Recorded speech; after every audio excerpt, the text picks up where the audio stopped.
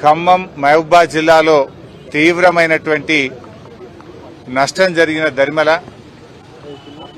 సిద్దిపేట నియోజకవర్గం నుంచి ఆ ఖమ్మం మహబూబాబాద్ ప్రజల్ని ఆదుకోవడానికి మరి స్వచ్ఛందంగా మా పట్టణంలోని వ్యాపారవేత్తలు, స్వచ్ఛంద సంస్థలు, బీఆర్ఎస్ పార్టీ నాయకులు అందరం కలిసి ఉడతా భక్తిగా వారిని ఆదుకోవడానికి ఈరోజు కొన్ని వాహనాలను ఖమ్మంకు పంపిస్తా ఉన్నాం. మళ్ళీ రేపు ఎల్లుండి ఇంకా కొన్ని వాహనాలను తయారు చేసి మహబూబాబాద్ జిల్లాకు కూడా పంపించడం జరుగుతుంది. ముఖ్యంగా ఈరోజు ఒక 200 క్వింటాళ్ల సన్న బియ్యాన్ని, ఒక 2000 కిరాణా సామాన్ కిట్స్, ఒక 500 బ్లాంకెట్స్, ఒక 2000 బ్రెడ్ ప్యాకెట్స్, ఆలుగడ్డలు, ఉల్లిగడ్డలు తదితర సామాన్లన్నీ కూడా తయారు చేసి ఈరోజు ఖమ్మం జిల్లాకు పంపించడం జరుగుతూ ఉంది. ఈ విధంగా అందరూ కూడా ముందుకు రావాలని పిలుపునిస్తా ఉన్నాను. మానవ సేవయే మాధవ సేవ. కష్టాల్లో ఉన్న వాళ్ళని ఆదుకోవాల్సిన బాధ్యత సమాజంలో ప్రతి ఒక్కరి మీద కూడా ఉంటుంది. ఎవరి స్థాయికి తగ్గట్టు వాళ్ళు ముందుకొచ్చి ఈ ఖమ్మం మహబూబాబాద్ వరద బాధితుల్ని ఆదుకోవాలని చెప్పి బీఆర్ఎస్ పార్టీ తరఫున నేను పిలుపునిస్తా ఉన్నాను. ఇలా ప్రభుత్వం పూర్తిగా ఫెయిల్ అయిపోయింది. వాస్తవానికి ప్రభుత్వం కొద్దిగా ముందస్తు జాగ్రత్తలు తీసుకుంటే ప్రాణ నష్టాన్ని, ఆస్తి నష్టాన్ని మరి నివారించే అవకాశం ఉండే. కానీ ప్రభుత్వం నిద్రపోవడం వల్ల, మేలుకోకపోవడం వల్ల ఇవాళ తీవ్రమైనటువంటి నష్టం జరిగింది. సరే, వారి కష్టాలను మేము పూర్తిగా తీర్చలేకపోయినా ఒక సామాజిక బాధ్యతగా బీఆర్ఎస్ పార్టీ తరఫున ఈరోజు ఈ కిట్స్ అన్ని కూడా మేము ఖమ్మం పంపిస్తా ఉన్నాం. 2-3 రోజుల్లో మహబూబాబాద్కు కూడా మరిన్ని కిట్స్ కూడా పంపిస్తాం. ఇప్పటికే కేసీఆర్ గారి పిలుపు మేరకు బీఆర్ఎస్ పార్టీ ఎమ్మెల్యేలు, ఎంపీలు, ఎమ్మెల్సీలు మేమందరం కూడా 1 నెల జీతాన్ని ముఖ్యమంత్రి సహాయ నిధికి ఇవ్వాలని చెప్పి కూడా మేము నిర్ణయం తీసుకున్నాం. మరి మాలాగా కాంగ్రెస్ కానీ, బీజేపీ కానీ, ఇతర రాజకీయ పార్టీల ఎమ్మెల్యేలు, ఎంపీలు, ఎమ్మెల్సీలు కూడా ముందుకు వచ్చి మరి వారు కూడా ముందుకు రావాలని చెప్పి కూడా నేను ఈ సందర్భంగా కోరుతా ఉన్నాం.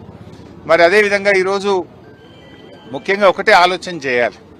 ఇవాళ ప్రభుత్వం, ముఖ్యమంత్రి గారు మా మీద ఉల్టా కేసులు పెట్టిస్తున్నాడు. మేము వరద సాయం చేయడానికి ఖమ్మంకు వెళ్తే అక్కడ మా మీద ఉల్టా కేసులు పెట్టిండ్రు.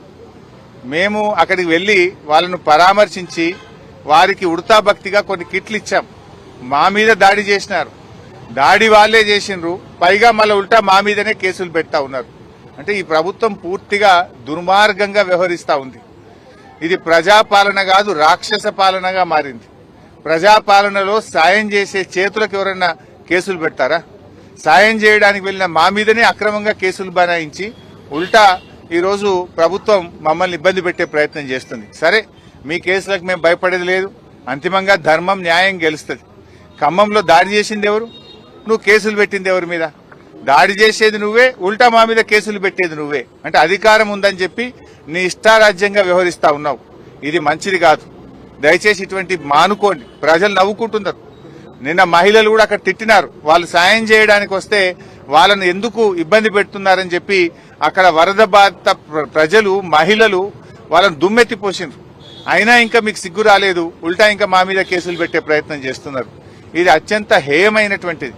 ముఖ్యమంత్రి గారు, ఏమైనా నీకు నీతి నిజాయితీ ఉంటే, నీకు పద్ధతి ఉంటే, నీది నిజంగా ప్రజాపాలన అయితే ఒకసారి రివ్యూ చేసి ఆ పిచ్చి ప్రయత్నాలు మానుకోండి, ఆ కేసులు ఉపసంహరించుకోండి. నీ తాటాకు చెప్పులకేం భయపడం. ఇది పైనుంచి మీరు ప్రేరేపించి మా మీద దాడి చేపించినారు. ఎందుకంటే మేము పోయింది సాయం చేయడానికి. అక్కడ ప్రజలు మిమ్మల్ని తిట్టిపోస్తా ఉన్నారు. ప్రజలు కనీసం మిమ్మల్ని దగ్గరికి రానిచ్చే పరిస్థితి లేదు. ప్రజల తీవ్ర ఆగ్రహానికి గురైనటువంటి మీరు మాకొస్తున్నటువంటి స్పందన, మేము చేస్తున్న పనిని చూసి ఓర్వలేక ఇలాంటి కార్యక్రమాలకు మీరు పాల్పడ్డారు. అయినా మేము వెనకకు పోలే. ఈరోజు చూడండి, నెల జీతం ఇచ్చాం.